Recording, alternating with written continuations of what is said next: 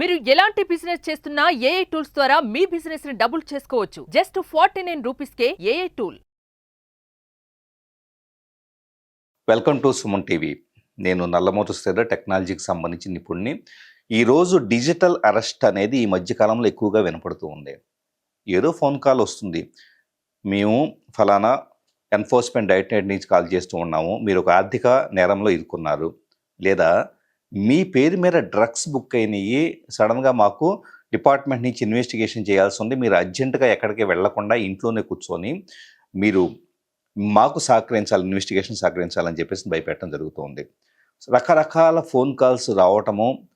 ఈ మధ్యకాలంలో కొత్తగా ఇంకొకటి ఏంటంటే, కోర్ట్ ఆర్డర్ మీ మీద ఉంది, సో అర్జెంటుగా ఒక నెంబర్ వస్తుంది, అది పాకిస్తాన్ నుంచో లేకపోతే కనుక రకరకాల ప్లేసెస్ నుంచి వస్తుంది. కోర్ట్ ఆర్డర్ రాగానే ఆ నెంబర్ను చూసి భయపడిపోయేసి దిస్ ఈజ్ ఫ్రమ్ హైకోర్ట్ అని రికార్డెడ్ మెసేజ్ వినపడుతూ ఉంటుంది.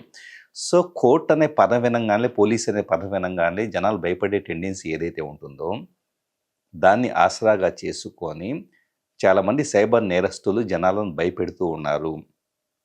ముఖ్యంగా దీంట్లో కొన్ని విషయాలు గుర్తుపెట్టుకోవాలి. గత 5 సంవత్సరాలుగా ఈ కేసులు నమోదవుతున్నాయి. గత సంవత్సర కాలంగా అయితే దేశవ్యాప్తంగా కొన్ని వేల కేసెస్ నమోదవుతూ ఉన్నాయి.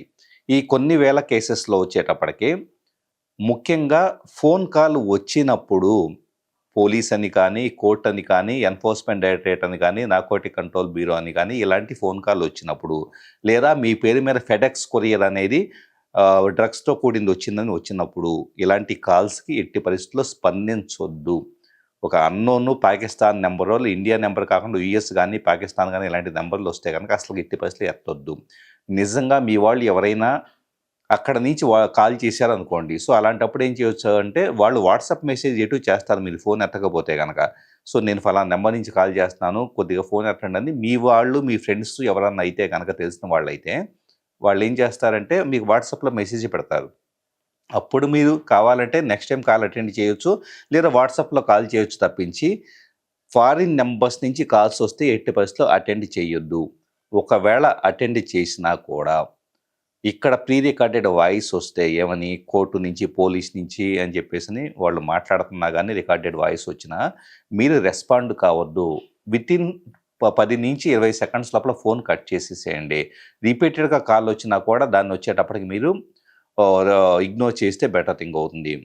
ఇక దీంతో పాటు కొన్ని సందర్భాలు ఏం చేస్తారంటే, చాలామంది భయపడిపోయేసి ఫోన్ ఎత్తుతారు. ఇక వాళ్ళు ఒక స్టోరీ అల్లుతారు. మీ పేరు ఇదే కదా, మీరు ఫలానా లొకేషన్లో ఉంటారు కదా. కొన్ని సందర్భాల్లో మీ ఆధార్ కార్డు నెంబర్లు ఇలాంటివి కూడా చెబుతూ ఉంటారు. ఎందుకంటే పబ్లిక్ డొమైన్లో ఎక్కడో చోట మీ డేటాని దొంగిలించేసి ఈ పేర్లన్నీ సేకరించేసి మీ లొకేషన్ సేకరించి మిమ్మల్ని భయపెట్టాలని వీళ్ళు ట్రై చేస్తూ ఉంటారు. సో అలాగే మీ డీటెయిల్స్ చెప్పంగానే భయపడవద్దు. అలా భయపడ్డారంటే ఖచ్చితంగా వాళ్ళ వలలో మీరు పడ్డట్లే.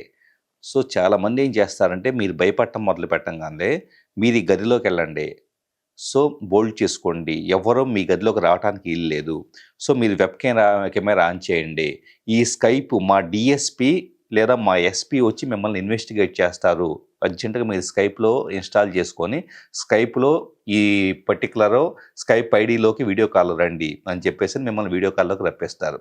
రప్పించిన తర్వాత కంప్లీట్గా బెదిరించడం మొదలు పెడతారు.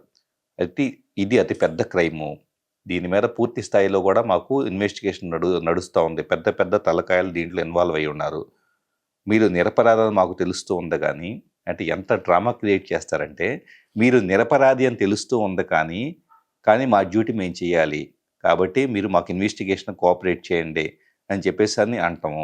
ఎవరన్నా పిల్లలు కానీ, పెద్దవాళ్ళు కానీ మీ గదిలోకి రావడానికి ట్రై చేస్తుంటే కనుక, సో వాళ్ళని అర్జెంటుగా బయటకు పంపించండి, మీరు ఇప్పుడు సర్వేలెన్స్లో ఉన్నారు, మేము మీ మీద నిఘా ఉంది, సో ఎవరో ఇన్వెస్టిగేషన్లోకి బయట వ్యక్తులు రాకూడదని చెప్పేసి భయపెట్టడం. ఇదంతా వింటున్న వాళ్ళకి ఏమనుకుంటారంటే, సంథింగ్ ఈజ్ హ్యాపెనింగ్, ఏదో నన్ను పూర్తిగా కూడా నేను అతి పెద్ద క్రైమ్లో ఇరుక్కుపోయాను, ఇక నా పని అయిపోయింది, సో అని చెప్పేసి ఒక ప్యానిక్, గందరగోళానికి, భయానికి గురవుతారు. ఎందుకంటే ఆ స్థాయిలో పీపుల్ మ్యానిపులేషన్ చేసిన తర్వాత కొన్ని సందర్భాలు ఏం జరుగుతుందంటే, ఎదుటి వ్యక్తి ఎవరైతే స్కైప్లోకి వస్తారో వాళ్ళు పోలీస్ డ్రెస్ వేసుకొని, ఎక్కడైతే టీవీ సీరియల్స్లో, సినిమాస్లో ఎలా అయితే పోలీస్ డ్రెస్లు ఉంటాయో అలాగా స్టార్స్ పెట్టుకొని, డిఫరెంట్ ర్యాంక్ ఉన్న పోలీస్ డ్రెస్సులు పెట్టుకొని ఆ పోలీస్ డ్రెస్ కూర్చొని వాళ్ళు మాట్లాడుతూ ఉంటే వీళ్ళు భయపడిపోతారు.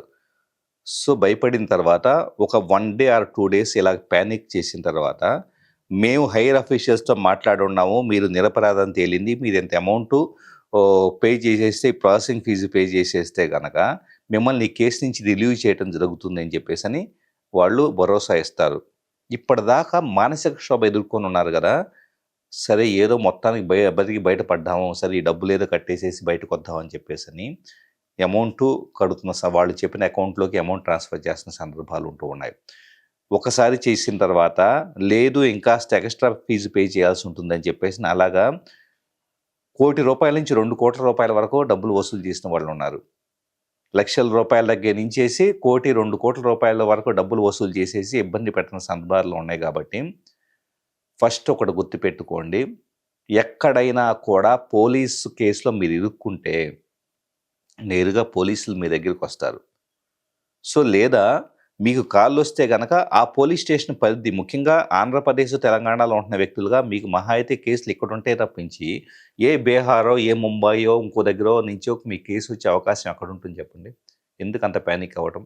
సో, సింపుల్‌గా చెప్పాలంటే police department me near by police station ఉదాహరణకి మీరు ఢిల్లీలో ఏదో క్రైమ్‌లో ఇరుక్కున్నారనుకోండి.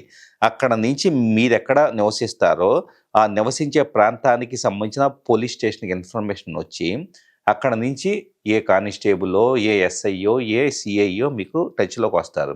అంతే తప్పించి ఎవరో ఫోన్ ద్వారా ఇన్వెస్టిగేట్ చేయటము, వీడియో కాల్‌లో ఇన్వెస్టిగేట్ చేయటము ఇలా జరగదు. డిజిటల్ అరెస్ట్ అనేది ఈ మధ్య కాలంలో ఎక్కువగా పాపులర్ అయింది. ఇది చాలామంది బాధితులు నష్టపోతూ ఉన్నారు ఆర్థికంగాను, మానసికంగాను. ఈ టైప్ ఆఫ్ క్రైమ్స్ పట్ల అప్రమత్తంగా ఉండండి. ఎలాంటి కేసెస్ ఎవరి మీద ఉండవు. ఇదంతా కూడా ఫేక్ మాత్రమే. దీని గురించి వాస్తవంగా ఈ ఏవైతే ఫెడెక్స్ లాంటి కొరియర్ సర్వీసెస్ వార్తాపత్రికల్లో కూడా ఫుల్ పేజ్ అడ్వర్టైజ్మెంట్స్ ఇచ్చినాయి. మా పేరు మీద ఏదన్నా మీ కాల్లు వచ్చినా భయపడొద్దు అని చెప్పేసని. అయినా కూడా అలాగే మీడియాలో ఎలాంటి ఇంటర్వ్యూస్, కథనాలు ఎలాంటి మా బోటి వాళ్ళు ఎన్నిసార్లు ఇచ్చినా కూడా ఫోన్ కాల్ రాగానే పానిక్ అయిపోతారు, భయపడిపోతున్నారు. ఏదో సంథింగ్ ఇరుక్కుపోయానంట అని చెప్పేసని.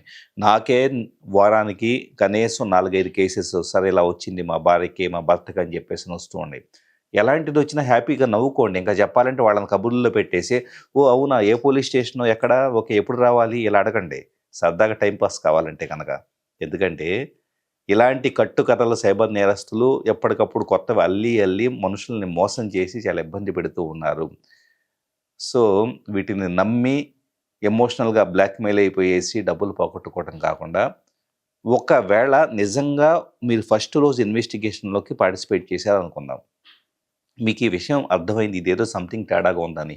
అప్పుడేం చేస్తారంటే రెండో రోజు నుంచి పూర్తిగా ఫోన్ డిస్కనెక్ట్ చేయండి. ఆ స్కైప్ నుంచి సైన్ అవుట్ అయిపోండి. మీకు అదే ఫోను వేరే నంబర్స్ నుంచి వస్తూ ఉంటే ఫోన్ స్విచ్ ఆఫ్ చేసేయండి. సో, ఆటోమేటిక్‌గా ఏమవుతుందంటే ఒక 2, 3 రోజులు ట్రై చేస్తారు. ఇక మీరు మీ వల్ల వర్కౌట్ కాదనుకుంటే వేరే విక్టిమ్‌ని పట్టుకొని వేరే వాళ్ళ ద్వారా డబ్బులు సంపాదించడానికి ట్రై చేస్తారు. అంతే తప్పించి మిమ్మల్నే ఇబ్బంది పెట్టడం అనేది ఏ సైబర్ నేరస్తుడి యొక్క ఉద్దేశ్యం కాదు. వాళ్ళకి డబ్బులు రావటం.